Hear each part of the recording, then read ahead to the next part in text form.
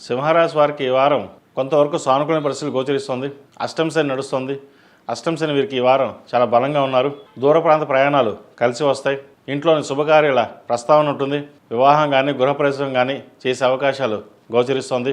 సప్తమంలో 4 గ్రహాలు ఉన్నాయి. రాశ్యాధిపతి, ద్వితీయాధిపతి, లాభాధిపతి, తృతీయ దశమాధిపతి అయిన శుక్రుడు కూడా సప్తమంలో ఉన్నారు.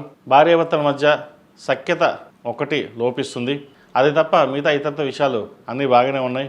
అదేవిధంగా చతుర్థ భాగ్యాధిపతి అయిన కుజుడు 6 ఉన్నారు. ఎవరైనా మీ మీద దుష్ప్రచారం చేయాలనుకుంటే అది వారికి తిప్పికొడుతుంది.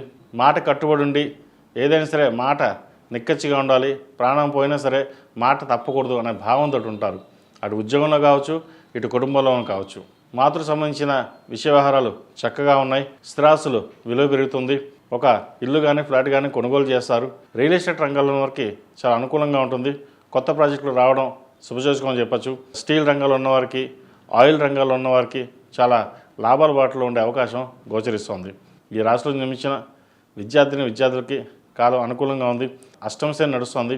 అయినా వీరికి అష్టమ శని ఈ వారం శని 4 బిందువులతోటి సర్వాష్టక వర్గులో 27 బిందువులతోటి చక్కగా బలంగానే ఉన్నారు. కృషి ఫలిస్తుంది. చేసే పని చక్కగా ఉంటుంది. ఏదైనా సరే మనం సాధించగలం అనే భావన ఎక్కువగా ఉంటుంది.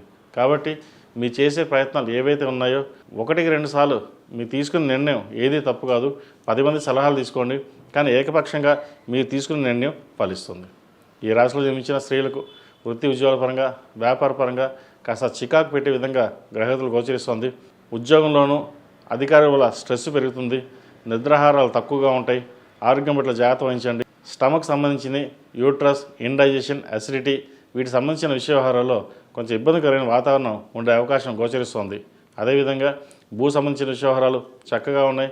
వ్యాపార పరంగా చేసే ప్రయత్నాలు కలిసి వస్తుంది. ప్రభుత్వ ఉద్యోగం కోసం ప్రయత్నం చేసే వారికి అనుకూలంగా ఉంటుంది.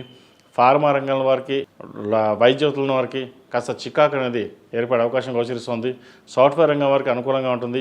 సినీ కళా రంగాల వారికి ఇబ్బందికరంగా ఉంటుంది. చిరు వ్యాపారస్తులకు, కూరగాయల వ్యాపారస్తులకు, ఐరన్, స్టీల్, మెటల్స్ ఈ రంగాల వారికి కాస్త అనుకూలంగా ఉంటుంది ఈ వారం. ఈ రాశివారు ప్రతిరోజు ప్రతినిత్యం అష్టములకా తైలంతో దీపారాధన చేయడం, కాలభైరవ రూపుని మెడలో వేసుకోవడం చెప్పదగిన సూచన. ఏది ఏమైనా సరే ప్రతిరోజు ప్రతినిత్యం శని స్తోత్రం పఠించి ముందుకు వెళ్ళడం, దానివల్ల మంచి ఫలితాలు సంప్రాప్తిస్తాయి.